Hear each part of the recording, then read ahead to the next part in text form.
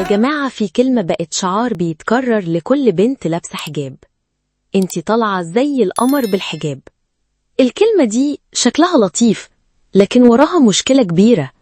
احنا ربطنا الحجاب بالجمال ونسينا ان الحجاب مش معمول يزود شكلنا قدام الناس. الحجاب معمول عشان يحمينا ويسترنا، مش عشان يبهر العيون.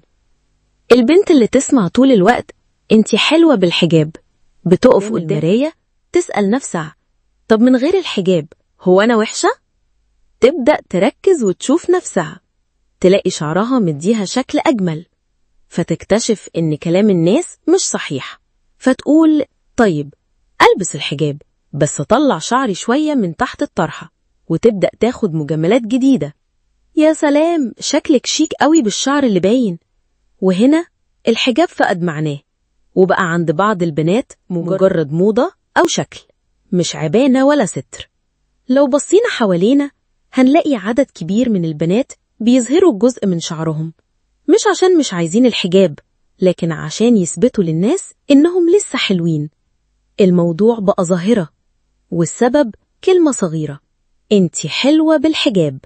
الكلمة اللي خلتهم يفتكروا إن جمالهم ناقص بالحجاب، فطلعوا شعرهم عشان يكملوا الصورة.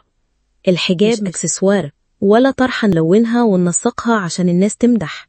الحجاب عبادة زي الصلاة والصيام، ربنا فرضه عشان يحمي البنت، عشان يقول للعالم: الجمال ده مش معروض، الجمال ده غالي. الحجاب مش بيخلينا أجمل قدام الناس، لكن بيخلينا أغلى عند ربنا. جمالنا الطبيعي مش من حق أي حد يشوفه، هو هدية غالية للي يستحق بس. وعلشان كده الحجاب مش تقليل من قيمتنا، بالعكس هو رفع لقيمتنا وصيانة لكرامتنا. الأهل محتاجين يغيروا كلامهم، ما ينفعش يقولوا لبنتهم انتي حلوة بالحجاب. الأصح يقولوا: الحجاب طاعتك لربنا، حمايتك، سترتك.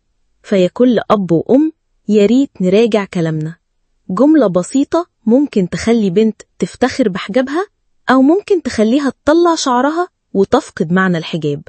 علموا بناتكم إن الحجاب عبادة مش زينة، وإن جمالهم مش محتاج شهادة من الناس. جمالهم محفوظ عند ربنا ومداري للحلال. وما تنسوش، اسألوا نفسكم دايما: هو مين قال